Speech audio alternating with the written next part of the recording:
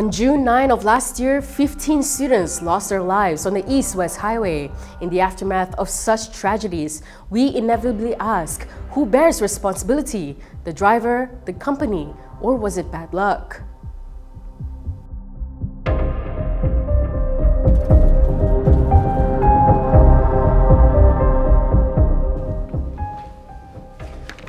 Yet, after reviewing the 188-page final investigation report, it becomes clear that the reality is far more complex. The Special Task Force report by the Transport Ministry exposes a deeper and more unsettling truth: systemic regulatory failures and infrastructural defects.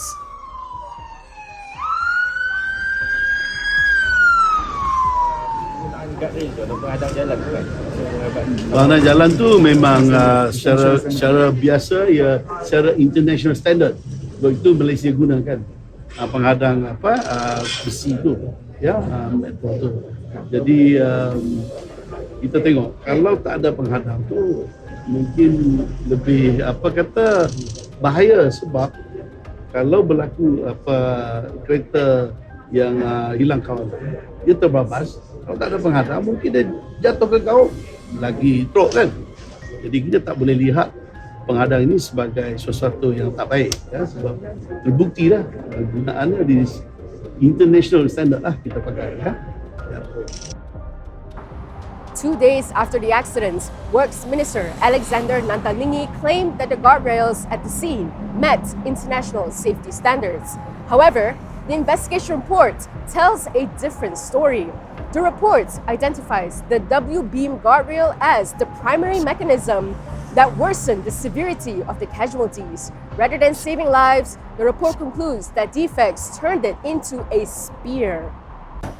This is the Wbeam guardrail commonly seen on highways. Under normal conditions, a guardrail is supposed to work like this. When a vehicle crashes into it, the barrier absorbs the energy of the impact and redirects the vehicle safely. This is a core element of road safety design. However, the barriers at the accident site had 3 critical defects.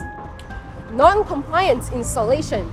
Posts were spaced at 3.8 meter, nearly double the 2 meter limit for international safety standards, which weakens the structural strength. Assembly errors. Splices of the guardrail panels were installed against the flow of traffic, with missing bolts, causing the rail to snap and peel. Failure of end terminal design. Example here. The end terminal detached and no geometric flare was installed, turning it into a blunt point and significantly increasing the risk of piercing. Of the 15 deceased, 11 were seated on the left side of the bus, directly in the line of the guardrail's penetration. Following the crash, Alexander stated that the East-West Highway was in good condition and safe for travel. The investigation report, however, tells a very different story about the state of road maintenance at the site. To help you understand the conditions, we have simulated the accident scene, showing what driving there at night is like. The coach carrying 42 students departed from Jertih, Terengganu, heading back to University Pendidikan Sultan Idris in Tanjung Malim, Perak.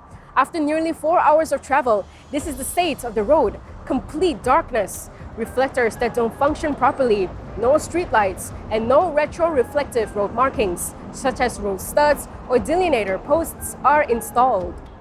The report notes that the accident site had cracked road surfaces, faded road markings, and insufficient lighting at night. Together with the road's curves, these conditions significantly reduced the driver's visibility. The 39-year-old driver Amirul Fadil Zulkifli claimed his brakes failed abruptly, and Transport Minister Anthony Loke had warned him not to spread unverified claims. Now the report confirms that there was indeed a brake failure issue, specifically a gradual brake fade. The bus had passed its Puspakom brake efficiency test with a score of 59% around 2 months prior.